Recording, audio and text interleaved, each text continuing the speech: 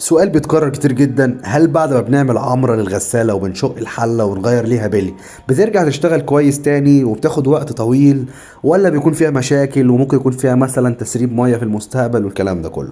الإجابة بكل اختصار احنا بنرجع الغسالة جديدة تاني، بنرجعها أحسن مما كنت لسه جايبها جديد. والسر والاختصار هنا إنه الغسالة عبارة عن ميكانيكا أصلا بتشتغل، احنا بنجدد كل الميكانيكا دي، بنغير بلي أصلي، بنغير أكس مساعدين، فبالتالي الغسالة بتتجدد تاني. عمرها طبعا ما بتجيب اي ميه، وبنديك شهاده ضمان لمده سنه على شغلنا. دي غساله 9 كيلو ارسطون في حلوان، اتعملت النهارده وصاحبها مش مصدق.